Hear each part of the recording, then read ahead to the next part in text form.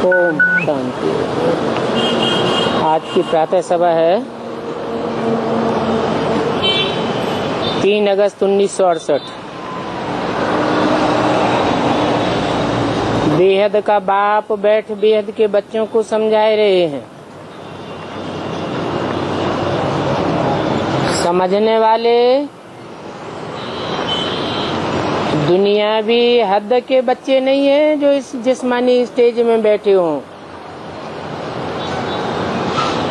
और समझाने वाला बाप भी हद का नहीं है। बेहद का बाप अर्थात 500-700 करोड़ मनुष्य सृष्टि का बाप, जिसमें रूहानी बाप आया हुआ है, जो सभी रूहों का बाप है। वो बैठ समझाए रहे हैं। जैसे बाप समझाते हैं वैसे ही बच्चों को बैठ समझना चाहिए। कैसे? बाप रूहानी स्टेज में स्थित होकर समझाते हैं, तो बच्चों को भी रूहानी स्टेज में रह करके सुनना चाहिए।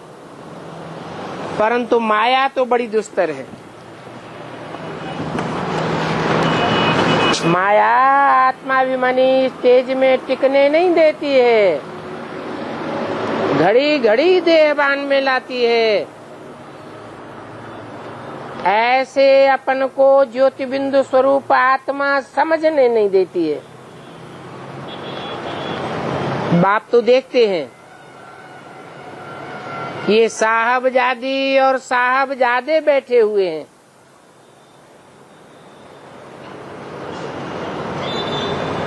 साहब है ना, और वो साहब तो एक ही है। सिख लोग गाते भी हैं, जप साहब को तो सुख मिले।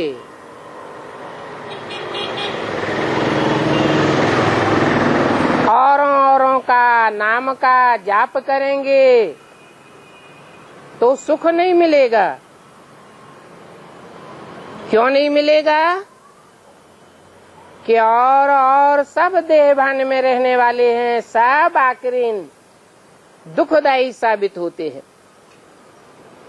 एक ही साहब है जो सदा शिव कहा जाता है, सदैव कल्याणकारी है, कभी भी दुख देकर किसी का कल्याण नहीं करता है। तो साहब को जपो, वो तो कहते हैं नाम को जपो। वो नहीं जानते हैं कि नाम का आधार काम होता है। जो जैसे काम करता है वैसा वैसा भक्ति मार्ग में उसका नाम जपा जाता है। रावण रुलाने का काम करता है तो रावयते लोकान रावण कहा जाता है।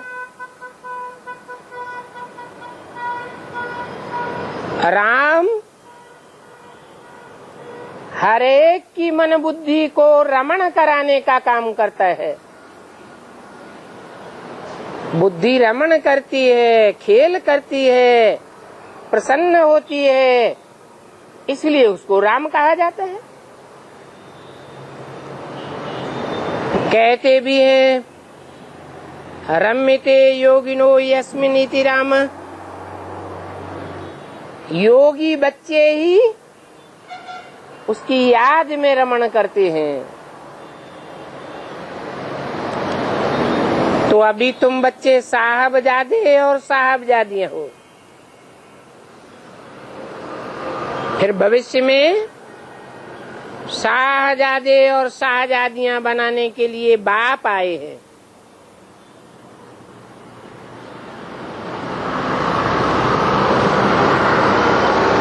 बाप किस लिए आए हैं? शाहजादा बनाने के लिए आए हैं। शाह होगा तो शाहजादा भी होगा, शाहजादे भी होगी। बाप कहते हैं अपन को साहबजादे अभी समझो,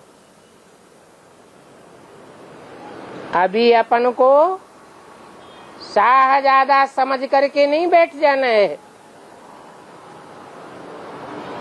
यहाँ तुम्हारी कोई राजाई स्थापन नहीं हो गई है, तुम ब्राह्मण सेवाधारी हो। सेवाधारियों का काम होता है सेवा करना, सबकी सेवा करने वाले हो, सारी दुनिया की सेवा करने वाले हो, क्योंकि बाप तुम्हारा ओबीडेंट सर्वेंट बन करके आया हुआ है। जो सेवाधारी होते हैं वो बड़े निर्माण चित्र होते हैं।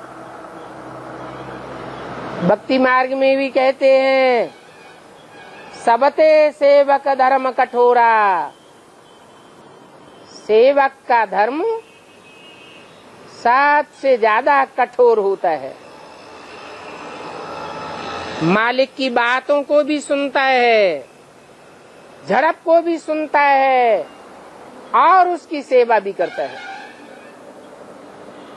तो तुम सेवादारी ब्राह्मण अभी समझो, शाह और शाहजादे नहीं समझना। हाँ, साहबजादे हो, फिर तुम भविष्य में प्रिंस और प्रिंसेस बनने वाले हो। यहाँ तुम आए ही हो ये प्रिंस प्रिंसेस बनने के लिए। ये पक्का निश्चय रहे कि हम साहब के बच्चे और बच्चियां हैं। ये बात भी याद रहे तो बड़ी खुशी चढ़ी रहे। अपार सुख किस जन्म के लिए मिलने वाले हैं, परंतु कर्म भी फिर ऐसे करने चाहिए। साहब देखते हैं कि इनके कर्म कैसे हैं। जो श्रेष्ठ कर्म करते हैं वो ही शाहजादे और शाहजादियां बनते हैं। परंतु बाप देखते हैं कि अभी ऐसे कर्म नहीं कर रहे हैं। देह अभिमान में आकर कोई न कोई श्रीमत के विपरीत कर्म कर लेते हैं। तो फिर ऐसे विपरीत कर्म करने वाले शाहजादे और शाहजादियां नहीं बन सकेंगे। फिर क्या बनेंगे? फिर जाकर के प्रजा में दास दासियां बन पड़ेंगे। अपने अपने कर्मों के अनुसार ही जन्म लेते हैं। बुद्धि में सदैव ये याद रखो कि अभी हम साहबजादे और साहबजादियां हैं। फिर हम भविष्य में शाहजादे और शाहजादियां बनेंगे। अच्छी तरह से बुद्धि में रखना चाहिए कि हम बैगर टू प्रिंस बनने वाले हैं।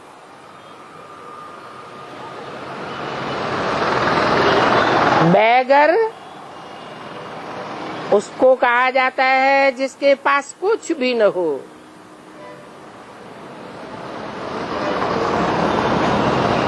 घर भी न हो, पद भी न हो, मान मर्तबा कुछ भी न हो।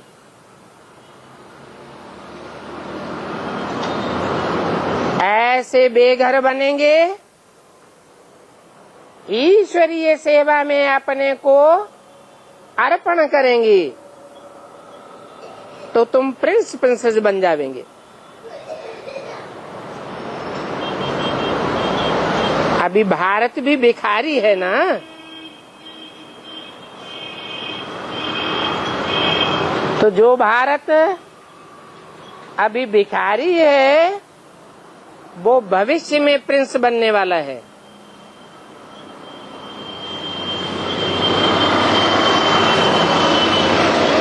इस समय की वाणी है 68 की। 68 के लिए बोला भारत अभी भिखारी है। फिर घोषणा की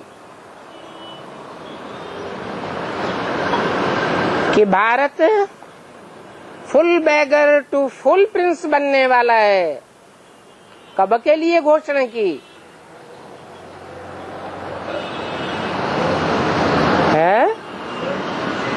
10 वर्ष की घोषणा की 66 में कि 10 वर्ष में भारत क्या बन जाएगा। लक्ष्मी नारायण के चित्र में घोषणा दी हुई है ने नीचे। वो लक्ष्मी नारायण का चित्र कब बना था?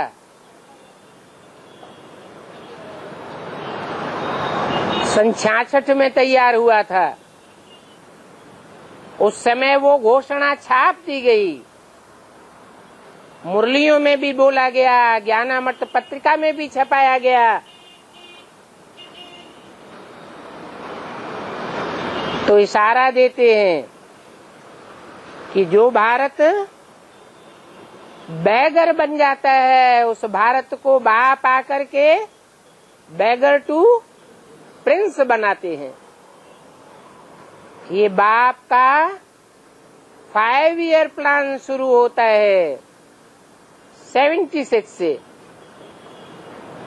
77 को संपूर्णता वर्ष मनाया गया। संपूर्ण बैगर तो संपूर्ण प्रिंस बन जाता है। अगर ईश्वरीय सेवा में संपूर्ण बैगर नहीं बनता,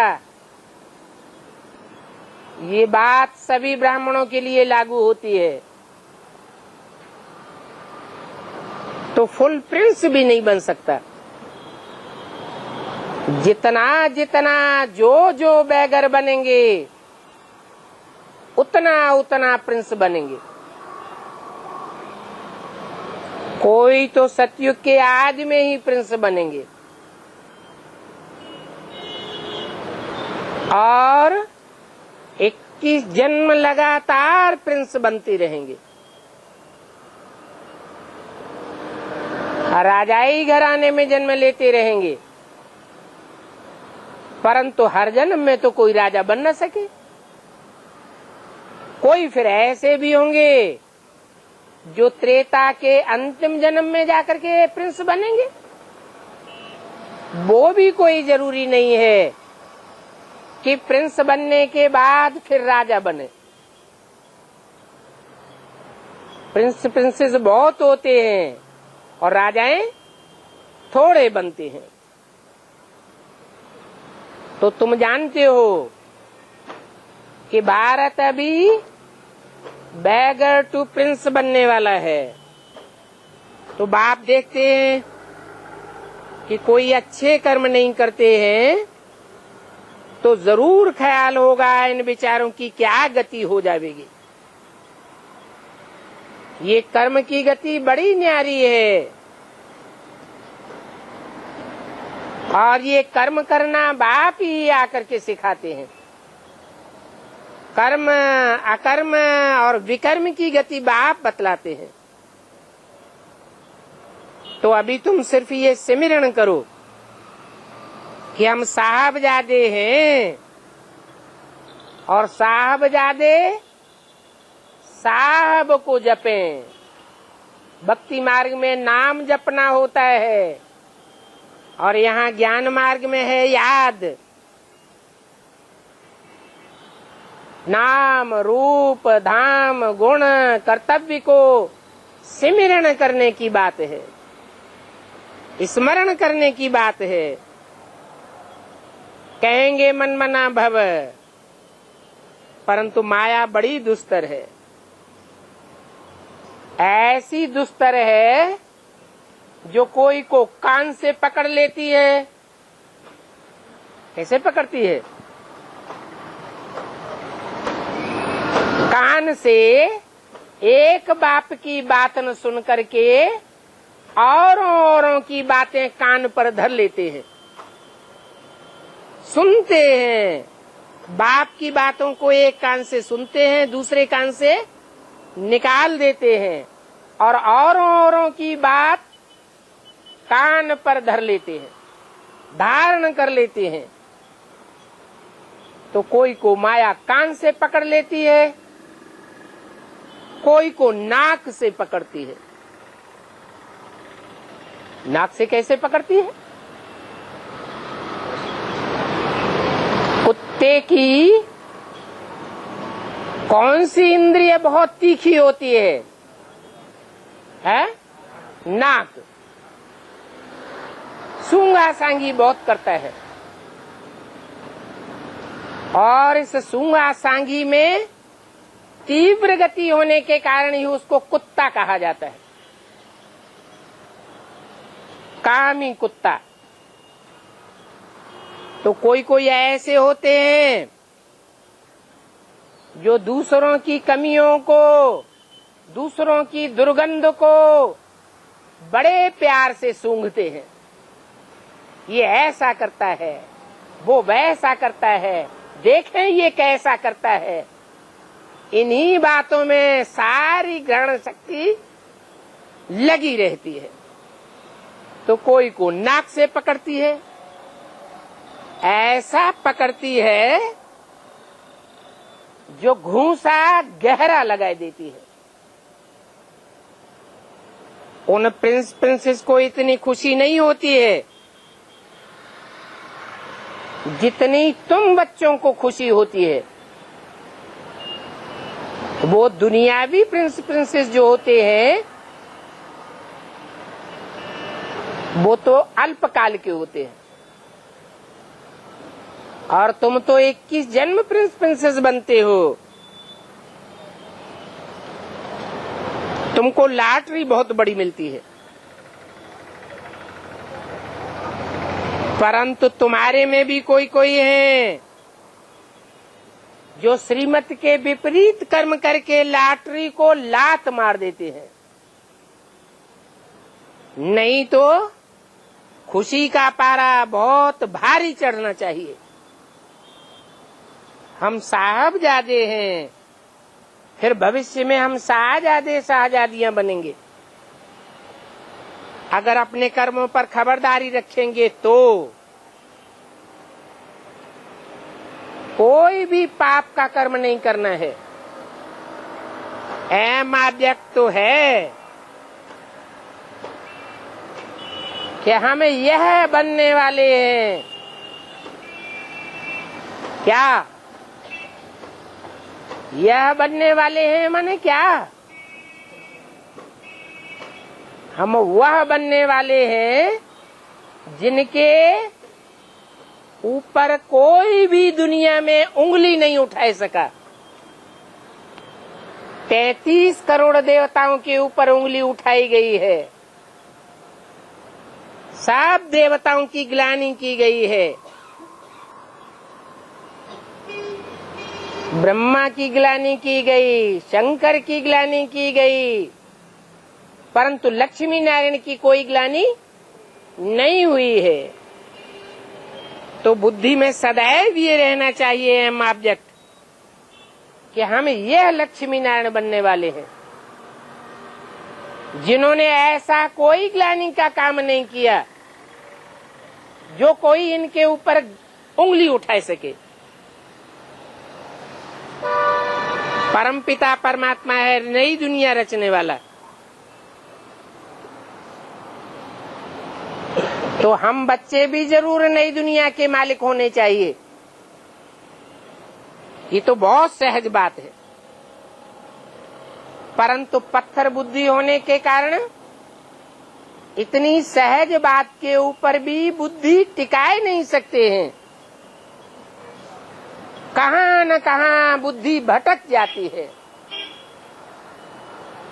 बुद्धि को पक्का पक्का ठिकाना मिलता ही नहीं।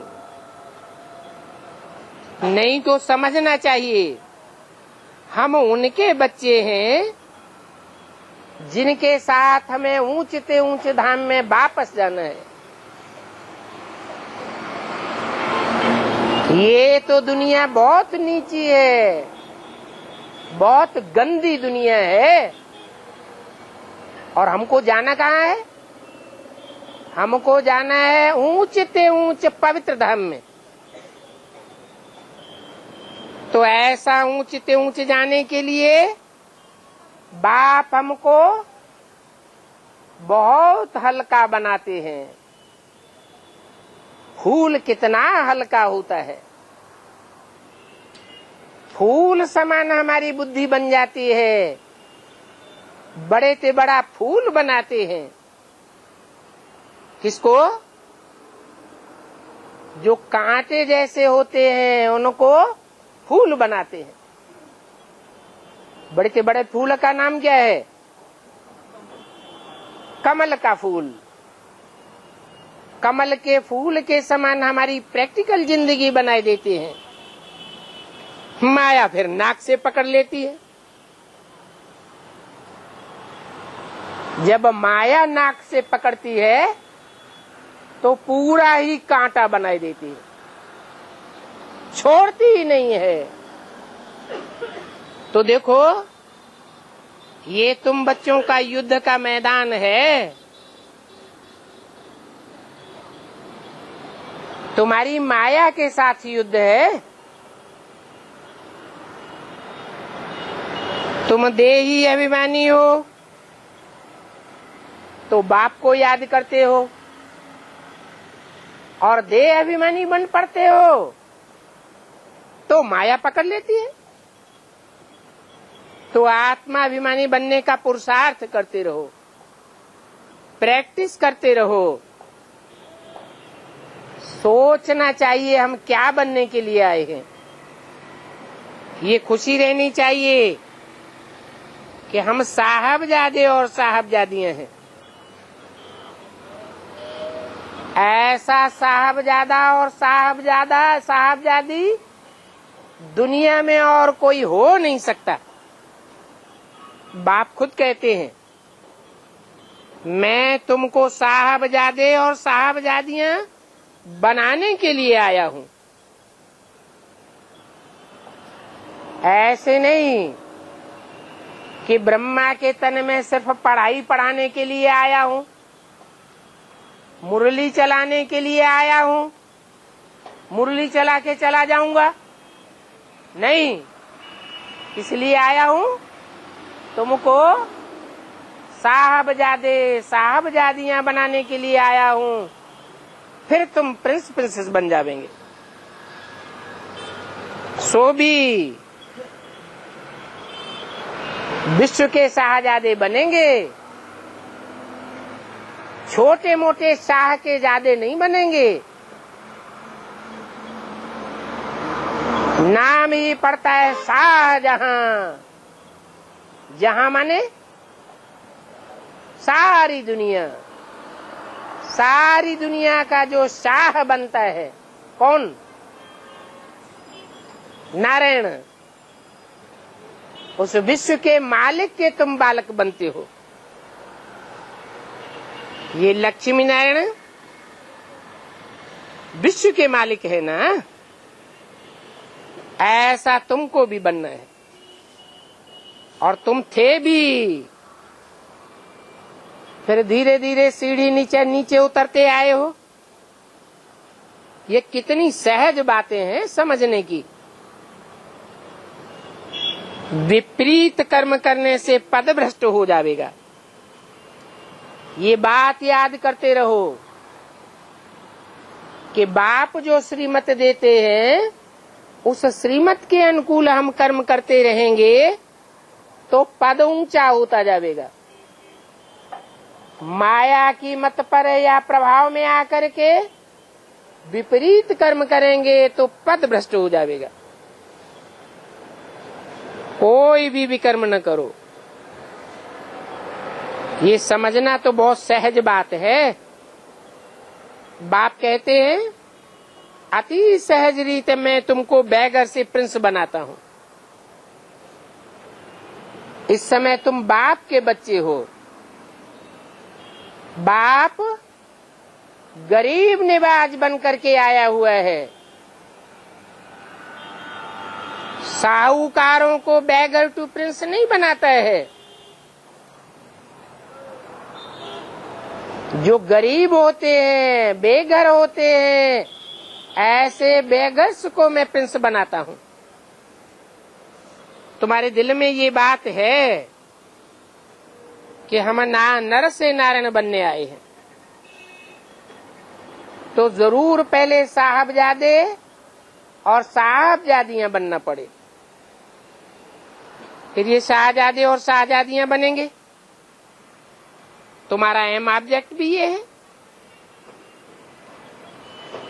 तो बुद्धि में रहना चाहिए कि हम पाई पैसे की प्रजा बनने के लिए यहां नहीं आए हैं। प्रजा वो बनते हैं जो औरों से प्रभावित होते रहते हैं। प्रभावित माना ही प्रजा। हम तो सिर्फ बाप की बातों से प्रभावित होते हैं। बाप के अलावा और कोई की बातों का हमारे ऊपर कोई प्रभाव नहीं पड़ता है। अगर औरों की बातों से प्रभावित होते रहेंगे तो हम राजा नहीं बनेंगे। क्यों? क्योंकि राजा बनाने वाला, राजयोग सिखाने वाला एक ही बाप है। और दुनिया में ऊंचे से ऊंचा कोई भी धर्म पिता, कोई भी महात्मा, कोई भी धर्मात्मा ऐसा नहीं हुआ है जिसने राजाई सिखाई हो। सब दास दासी बनाते हैं, अपने अंडर में चलाते हैं। बाप तो कहते हैं मैं तुम्हारा ओबीडिएंट सर्वेंट बन करके आया हुआ हूं और तुमको राजा महाराजा बना के जाता हूं। मैं तो नहीं बनता हूं। ऐसा निष्कामी और दुनिया में कोई भी हो ही नहीं सकता। फिर भी बाबा देखते हैं कि बच्चों की अवस्था ऐसी है, चलन ऐसी है कि माया अच्छी रीत से नाक कान से पकड़ लेती है और नंबर बार पुरुषार्थ अनुसार पकड़ती है। बाबा कोई सभी बच्चों के लिए एक बात नहीं कहते हैं, क्योंकि सब बच्चे एक जैसे पुरुषार्थी नहीं हैं। बाप जानते हैं मैं तो कल्प कल्प आता हूं यह लक्ष्मी नारायण जैसा बनाने के लिए। वो बेहद का बाप सभी का फादर है और हम सभी ब्रदर्स हैं। तो जरूर हम साहबजादे और साहबजादियां हैं। बाप द्वारा हम शाहजादे शाहजादियां बनेंगे और कल्प कल्प बनते रहेंगे। कितना सहज है, परंतु माया इतनी सहज बात के ऊपर भी निश्चय पक्का नहीं होने देती।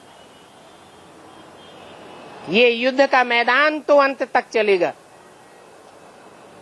जब तक विनाश हो और जब तक तुम माया पर जीत पहनो, तब तक ये युद्ध चलता ही रहेगा।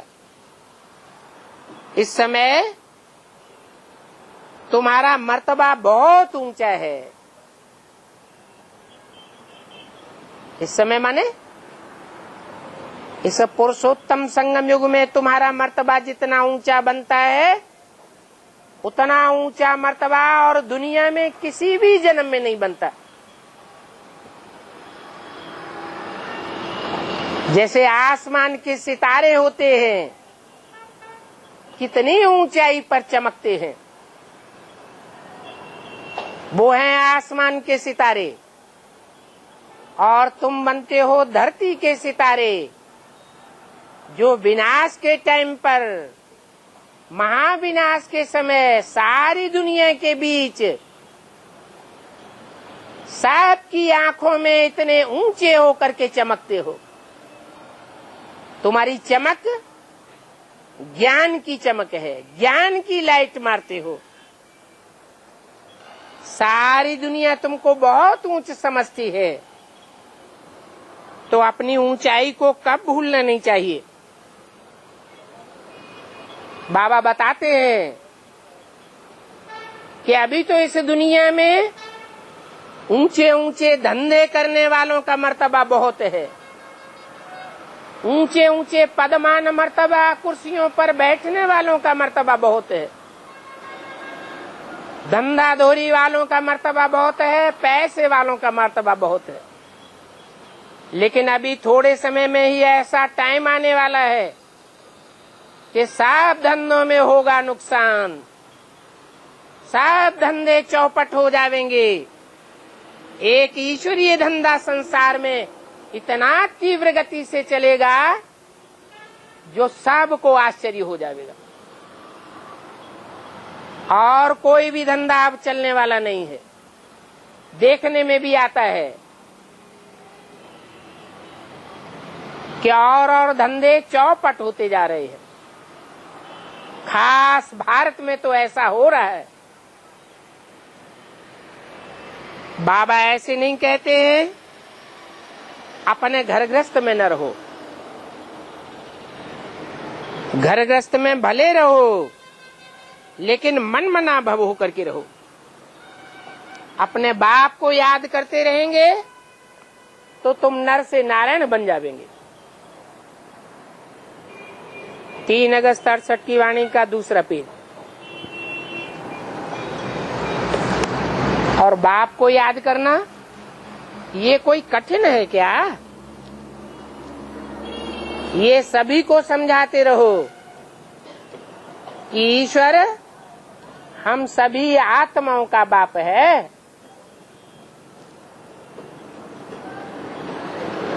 देहधारी मनुष्यों का बाप नहीं है।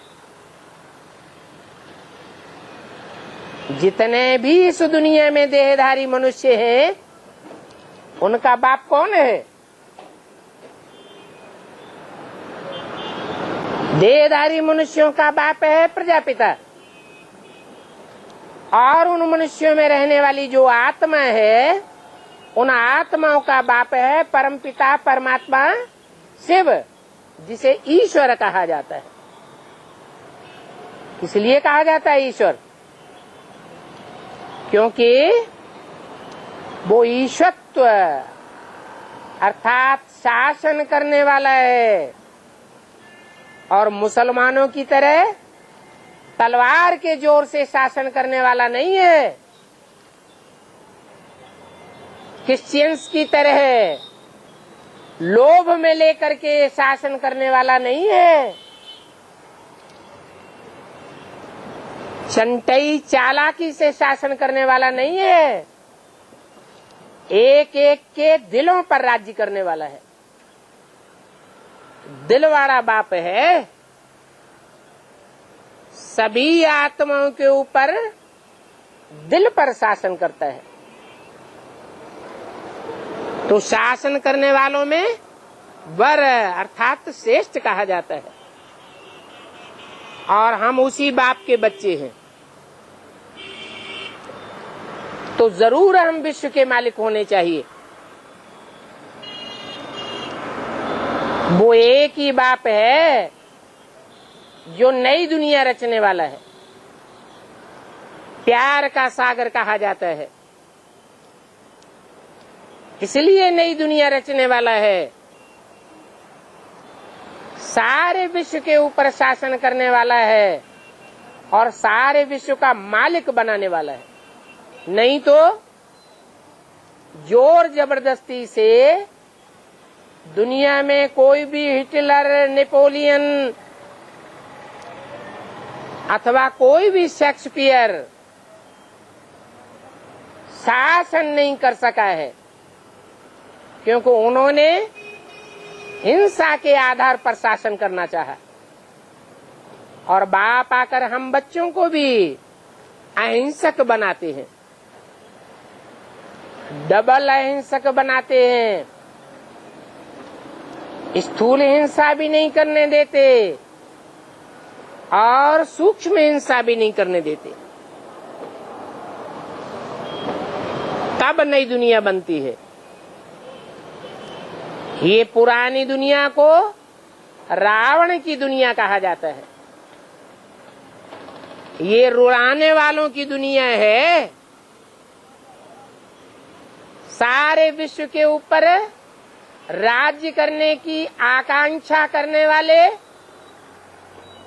आतताई रावण हैं।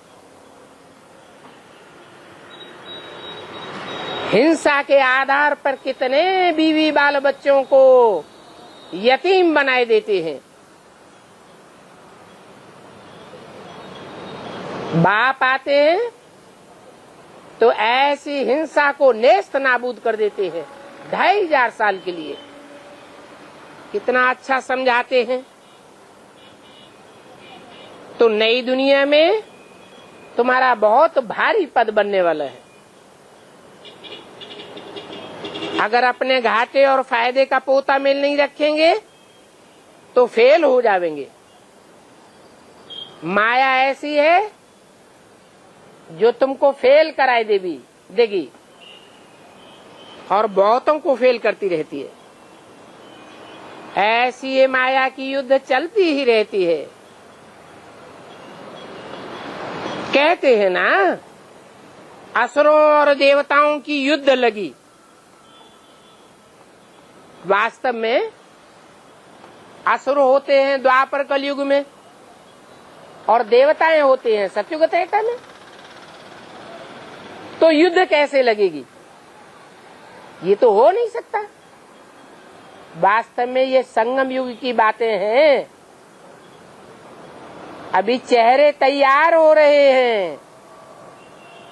जो श्रीमत पर चलने वाले हैं उनके देवताई चेहरे तैयार हो रहे हैं, और जो श्रीमत का उल्लंघन करने वाले हैं, विपरीत चलने वाले हैं, उनकी आसुरी चलन उनके आसुरी चेहरे तैयार कर देती है। तो कहा जाता है आसुरी संप्रदाय और ईश्वरीय संप्रदाय। ईश्वरीय संप्रदाय को कहेंगे साहबजादे। ये बाप तुम्हारा सच्चा साहब है ना। तुम बच्चों को भी अंदर बाहर साफ रहना चाहिए। साफ दिल तो मुराद हासिल होगी। दुर्बुद्धि नहीं होनी चाहिए। कुबुद्धि बनने से पद मान मर्तबा नई दुनिया में नष्ट हो जाएगा। अभी तुम्हारा सदैव खुशी का पारा चढ़ा रहना चाहिए। फखुर में रहो, हम किसके बच्चे हैं। बाप जब समझाते हैं तब तो नशा चढ़ता है, फिर जब बाहर की दुनिया में जाते हैं तो भूल जाते हैं। जैसे कोई शराबी होते हैं, शराबी भी जब शराब पीते हैं तो उनका नशा बहुत चढ़ जाता है। तुम्हारा भी ऐसे होता है। बाप के सामने बैठते हो तो नशा चढ़ जाता है, और बाहर की दुनिया में जाते हो तो नशा उतर जाता है। बच्चे समझते हैं। जो बच्चे हैं वो समझते हैं कि हमारे जैसा साहूकार तो दुनिया में कोई भी नहीं है। क्यों? हम बैगर हैं तो साहूकार कैसे हो गए?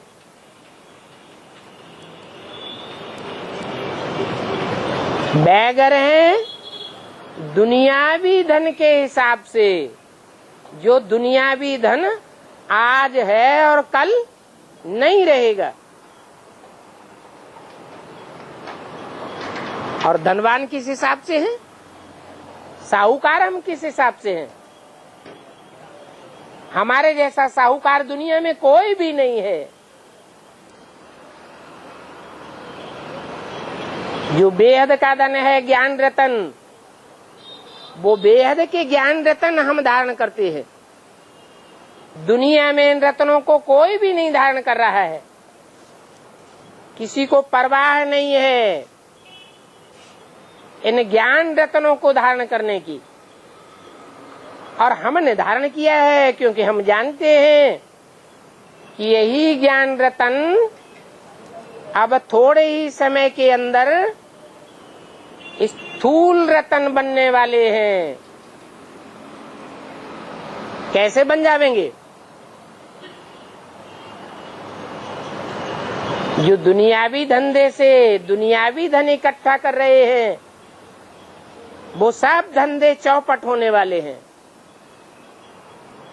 और हम ईश्वरी धंधा करने वाले ब्राह्मण ज्ञान रतन इकट्ठे कर रहे हैं, जो विनाश के टाइम पर हर धर्म की मनुष्य आत्माएं ईश्वरीय ज्ञान के पीछे पागल होकर के दौड़ेंगी। पूरा पश्चिम उत्तर दक्षिण चौदिश काल फिरे। जब ऐसी स्टेज होगी तब ज्ञान का बोलबाला हो जाएगा। तो बोला, बाप तुमको ये अमृत का प्याला पिलाते हैं, इससे तुम इस समय तुम जैसे कि स्वर्ग में बैठे हो। बाहर निकलने से माया के राज्य में चले जाते। बाप तुमको ज्ञान और योग का नशा चढ़ाते हैं, परंतु यहाँ से उठकर बाहर जाने से फिर भूल जाते। साहब के सन्मुख रहते हैं तो भी कोई कोई ऐसे हैं जिनको नशा ही नहीं चढ़ता, अवस्था बनती ही नहीं। पाप कर्मों का बोझा इतना चढ़ाई कर रखते हैं कि बाप के सामने आने पर उनको बाप ही नहीं दिखाई देता। यहाँ तो आते ही हो इसलिए कि साहब के सन्मुख जावे, जाकर के महावाक्य सुने। साहब कैसे बैठ करके बच्चों को समझाते हैं, वो देख करके खुशी का पारा चढ़ जाना चाहिए। बाहर में जाते हैं तो मित्र संबंधी आदि का संग ऐसा लगता है जैसे कि आसुरों के संग में चले जाते हैं। तो समझना चाहिए तुम साहबजादों के अंदर कितनी फजीलत होनी चाहिए, कितनी दिल में सफाई होनी चाहिए। अगर साफ दिल होकर के नहीं रहेंगे तो मुफ्त में सजा खावेंगे, और जितनी जास्ती सजा खावेंगे उतना पदभ्रष्ट हो जाएगा। बाप अंदर में देख बड़ा हर्षित होते हैं, ये साहबजादे बच्चे आए हैं। राम सीता तो सेकंड ग्रेड में है, तुमको उनके राज्य में थोड़े ही जाना चाहिए है?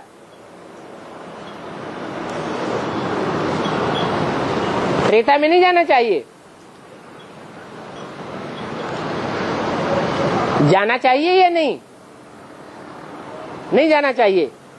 लेकिन सतयुग में जितने भी शाहजादे शाहजादियां बनेंगे या प्रजा बनेंगे, वो त्रेता में जावेंगे या नहीं जावेंगे? हैं? जावेंगे। लेकिन लक्ष्य दिया है कि जो सतयुग में जावेंगे वो ऑटोमेटिक नीचे गिरेंगे, उसके लिए कोई पुरुषार्थ करने की दरकार नहीं है। तो पुरुषार्थ क्या करना है? पुरुषार्थ करना है सतयुग में जाकर के हम उच्च पद पावे, क्योंकि सतयुग में सूर्यवंशी होते हैं और त्रेता में चंद्रवंशी होते हैं। अभी तुम शिव की संतान हो और सतयुग में तुम दैवी संतान बनेंगे, तो ग्रेड ऊंचा होगा या नीचा हो जाएगा? है? सतयुग में दैवी संतान देवताओं की संतान होंगे, और अभी तुम शिव की संतान बनते हो, तो कौन सा ग्रेड ऊंचा है? शिव की संतान है ब्राह्मण, और ब्राह्मण होते हैं चोटी के। तो ऊंची से ऊंची स्टेज तुम्हारी अभी है।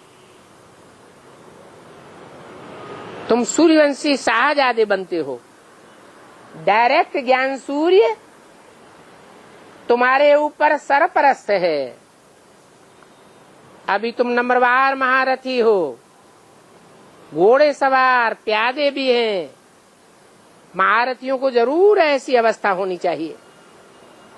जैसे कि बाप समझाते हैं, शाहजादों को कितनी खुशी होनी चाहिए कि बाप द्वारा हम भविष्य के लिए कितना ऊंच पद पाते हैं।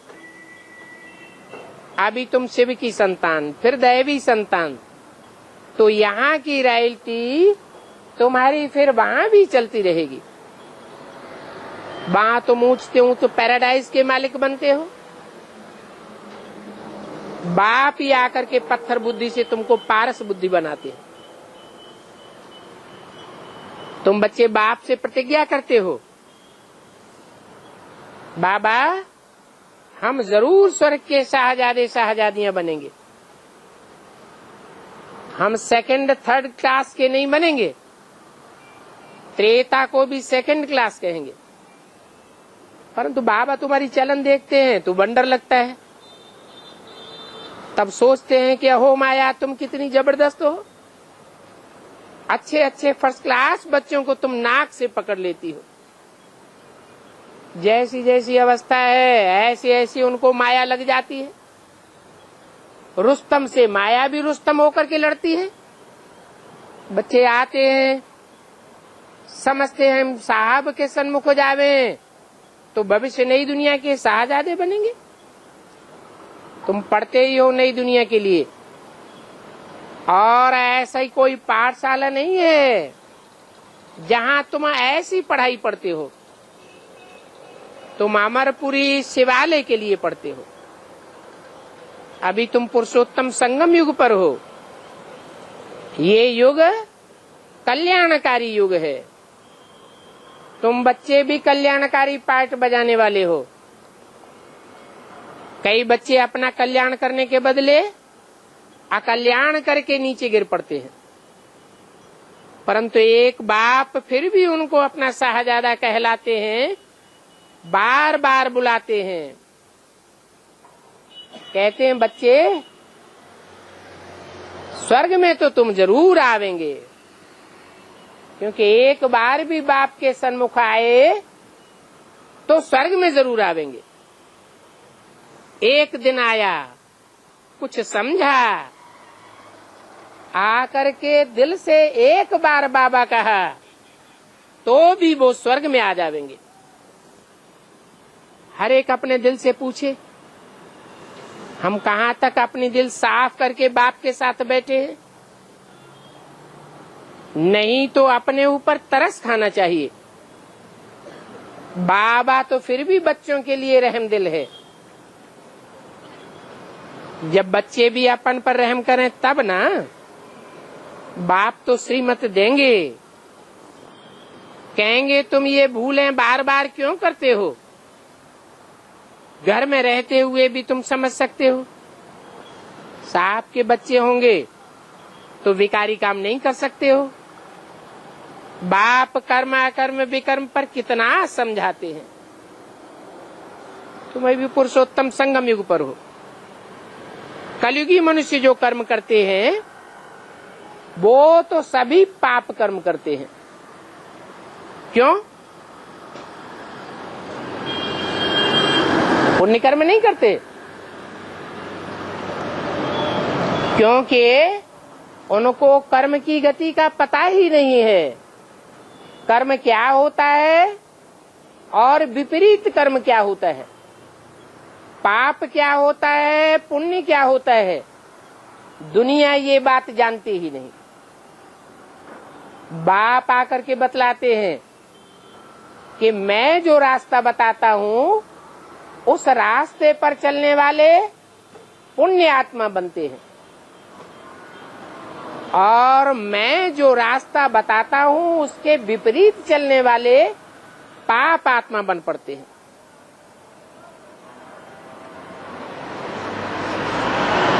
भ्रष्टाचारी बन पड़ते हैं। भ्रष्टाचारी मनुष्य कैसे कर्म करेंगे? भ्रष्टाचारी मनुष्य भ्रष्ट आचरण करने वाले कर्म ही करेंगे। श्रेष्ठाचारी देवताएं श्रेष्ठ कर्म ही करते हैं। परंतु श्रेष्ठ कर्म तुम अभी संगम युग पर करते हो।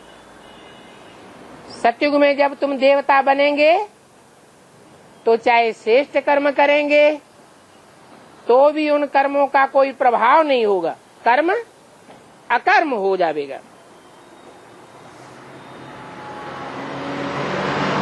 एक तो तुम विकारी बनते हो, दूसरे फिर मेरी ग्लानि करते हो, तो ये डबल पाप का बोझा चढ़ जाता है। विकारी कर्म करने वाले की बुद्धि विकृत हो जाती है, और जब बुद्धि विकारी बन जाती है तो वाचा भी विकारी बन जाती है। कर्म इंद्रियां तो विकारी कर्म करती ही है, परंतु वाचा विकारी होने से बाप की ग्लानि करने का लग पड़ते हैं। तो कितना अपकार करते आए हो ड्रामा अनुसार, और कितनी कच्ची कच्ची गाली बाप को तुमने दी है। देवताओं को भी गालियां देते हो। इसके लिए कहा जाता है यदा यदा हि धर्मस्य, जब जब धर्म की ग्लानि हुई है तब तब मैं आता हूँ। और धर्म की ग्लानि होती ही है कलयुग के अंदर, जबकि तुम बाप को पहचान करके बाप को भूल जाते हो, औरों की बातें सुनने लग पड़ते हो, बाप की बातों पर ध्यान नहीं देते, तो ऐसे विकर्म हो पड़ते हैं।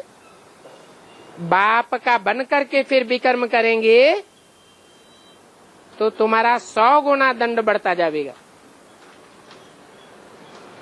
फिर उन्नति नहीं हो सकेगी, और बुद्धि ऐसी बतित बन जाएगी जो तुम्हें याद भी एक्यूरेट नहीं कर सकेंगे। माया याद करने नहीं देती है। माया खुद समझती है ये पुण्य करने के लायक नहीं है। क्रिमिनल ख्यालात देख करके माया भी अटैक करती है। बच्चों ने देखा होगा जिनको बहुत टेंशन रहता है, उन टेंशन करने वालों में ही भूत प्रेत प्रवेश कर जाते हैं। ये भूत प्रेतानी आत्माएं भी माया का रूप हैं। 3 अगस्त 68 की वाणी का 3रा पेज। तो जो लायक नहीं है, नालायक हैं, उनको कहेंगे आसुरी रावण संप्रदाय। ये तो कहते भी हैं राक्षस राज्य है, बाकी ऐसे नहीं है कि कोई असुरों और देवताओं की युद्ध हुई। नहीं, जो देवता बनने वाली आत्माएं हैं और जो द्वापर कलयुग में परम धाम से उतरकर बार बार असुर बनते हैं और देवताओं को अपने प्रभाव में ले लेते हैं, कन्वर्ट कर लेते हैं, ऐसे असुर संगम युग में बाप के सन्मुख आकर के पार्ट जब बजाते हैं तब उनकी युद्ध चलती है। जो मायावी हैं वो माया की ओर लेते हैं, रावण का पक्ष लेते हैं, और जो राम संप्रदाय के हैं, देवता बनने वाले हैं, वो राम का पक्ष लेते हैं। तो इस समय की युद्ध की बात है। इस समय कोई तो वाइब्रेशन बनाते हैं, कोई वाइब्रेशन को बिगाड़ते हैं, कोई व्यभिचारी वाइब्रेशन बनाते हैं, कोई अव्यभिचारी बनाते हैं, कोई बाप के ऊपर निश्चय बिठाते हैं और कोई बाप के ऊपर निश्चय उखाड़ देते हैं, कोई थमाने वाले हैं, कोई भगाने वाले हैं। माया है भगाने वाली और तुम बच्चे हो थमाने वाले। तो ये असुरों की और देवताओं की युद्ध है। देवताएं होते हैं नई दुनिया के और असुर कलयुग पुरानी दुनिया के। क्या असुरों का राज्य होता है कलयुग की पुरानी दुनिया में और देवात्माओं का राज्य होता है नई दुनिया में। तो समझ सकते हो उनकी लड़ाई फिर कैसे होती है। उन्होंने तो भक्ति मार्ग में सतयुग त्रेता श्रेष्ठ युगों में भी लड़ाई दिखाई दी है। द्वापर में महाभारत युद्ध दिखाई दिया है, लेकिन वास्तव में ये लड़ाई कहाँ की यादगार है। अभी संगम युग में देवात्माएं और असुरों का पक्ष लेने वाली आत्माएं दोनों इकट्ठी होती है। तो देखो शास्त्रों में कितना किचड़ा भर दिया है। और सभी धर्मों के शास्त्र फिर भी ठीक हैं।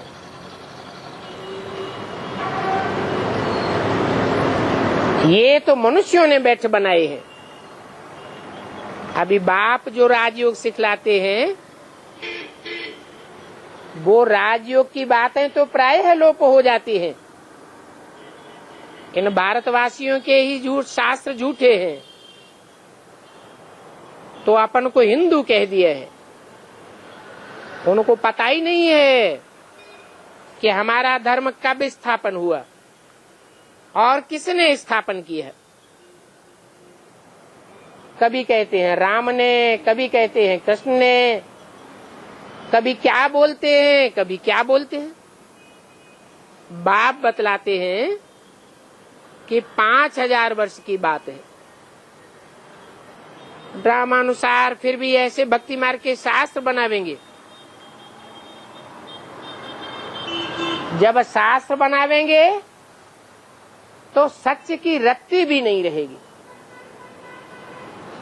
झूठ ही झूठ।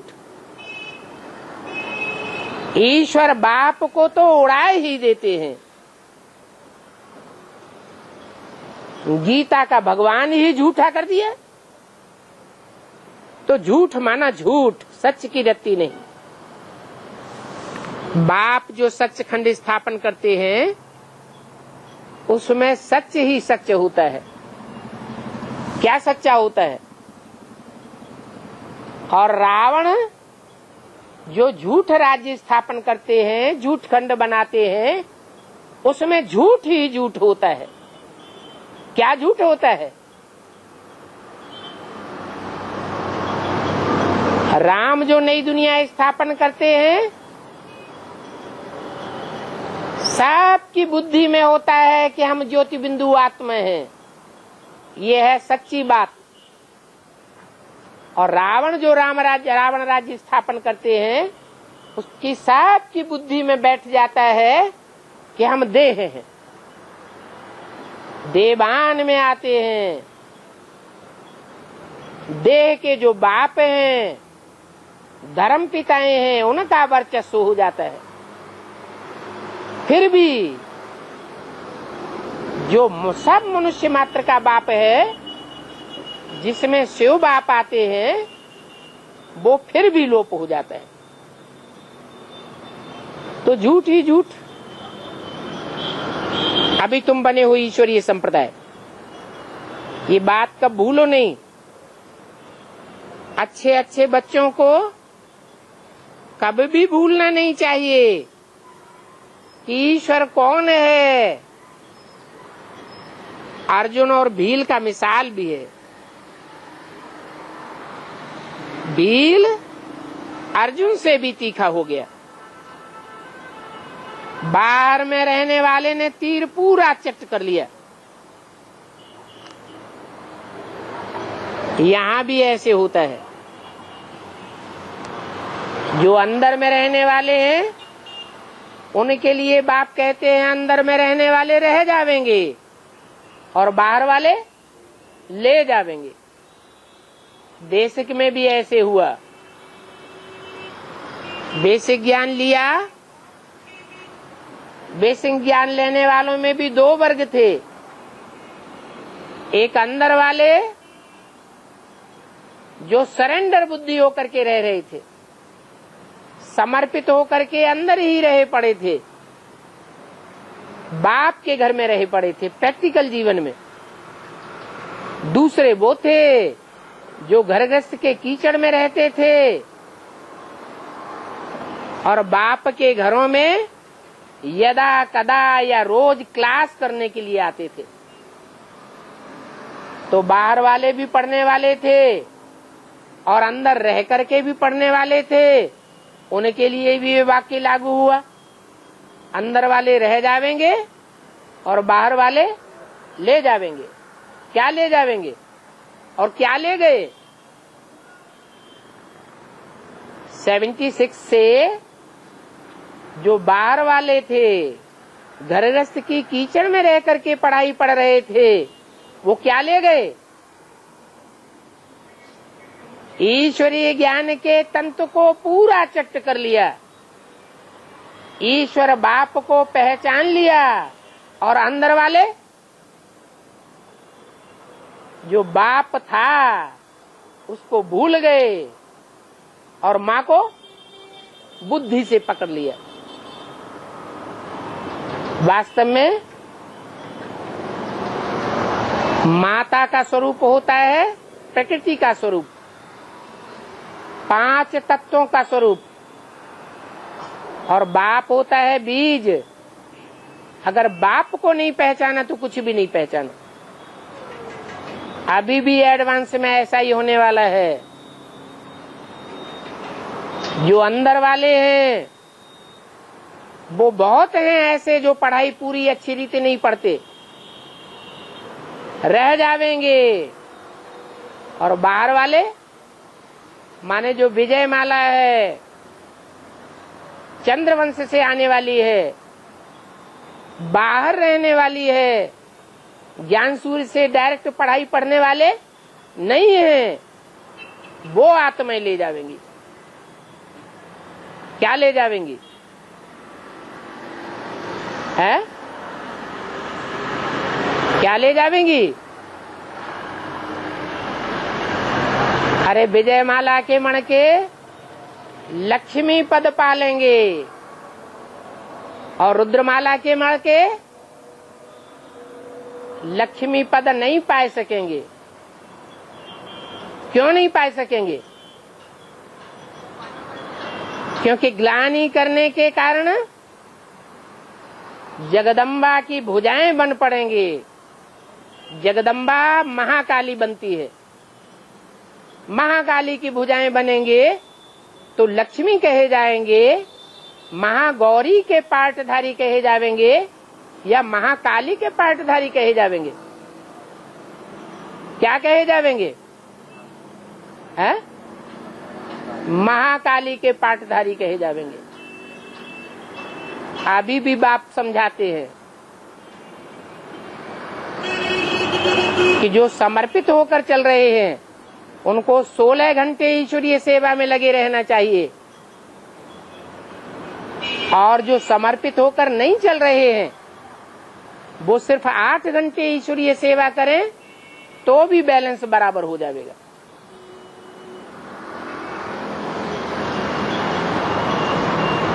तो बोला बाहर में रहने वालों ने पूरा तीर चट्ट कर लिया। बाप कहते हैं घर में रहने वाले इतना उठाए नहीं सकते हैं जितना बाहर वाले ले जावेंगे। अब बाहर वाले किसको कहा? जो उठा ले जावेंगे।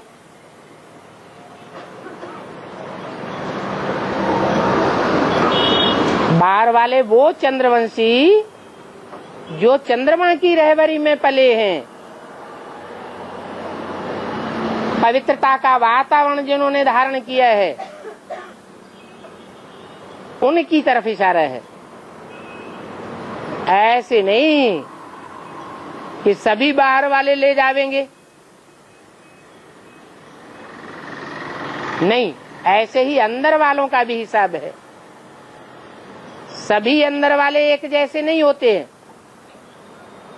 कोई अच्छे पुरुषार्थी भी हैं और कोई नीच कोटि के पुरुषार्थी भी हैं। संसार को दिखाने के लिए कागज पर लिख कर देते हैं कि हम समर्पित हैं। सम माने संपूर्ण, अर्पित माने अर्पण में जीवन है, परंतु दिल एक दूसरे में फंसाए देते हैं। एक दूसरे की बात मानने लग पड़ते हैं, बाप की बातों को लात मार देते हैं।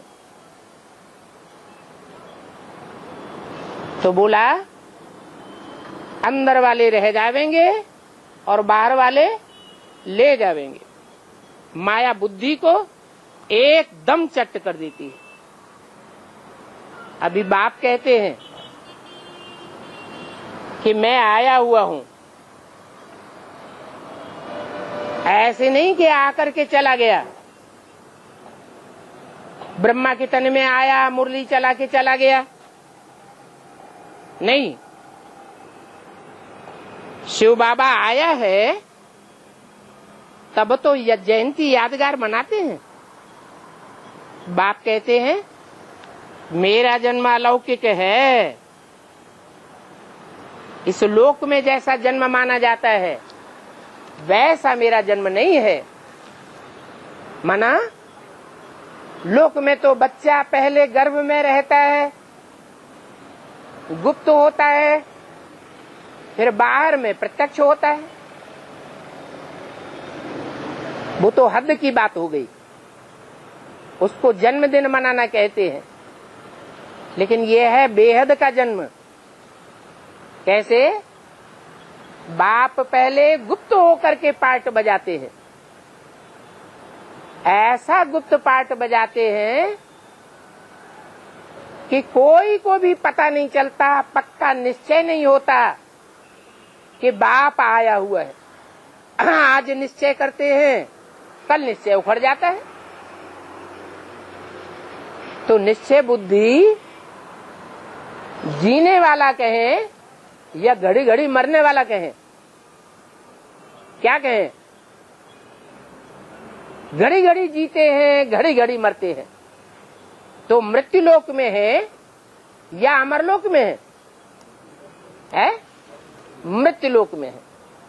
फिर ऐसा भी टाइम आता है कि एक एक बच्चा अमरनाथ का अमर बच्चा कहा जाता है। निश्चय बुद्धि बन जाते हैं पक्के, दुनिया हिलाना चाहे तो भी हिलते नहीं। ऐसे अमरनाथ के जो बच्चे बनते हैं वो फिर कहते हैं निश्चय बुद्धि विजयते, विजयी बन जाते हैं। नई दुनिया का जो सुख है वो प्राप्त करते हैं।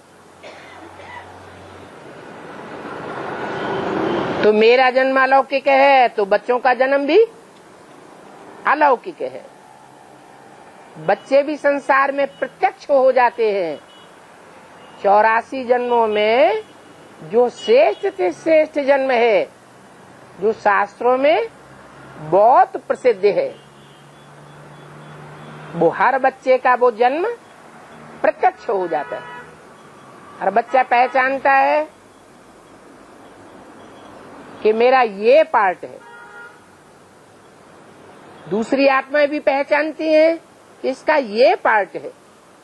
इसको कहेंगे अलौकिक जन्म। तो किसका अलौकिक जन्म है, किसका लौकिक जन्म है? तुम बच्चों के सिवाय और तो किसी का अलौकिक जन्म हो ही नहीं सकता। तुम बच्चे माना जो बाप को पहचानते हैं उनका अलौकिक जन्म, जो नहीं पहचानते हैं उनका लौकिक जन्म। ओम शांति।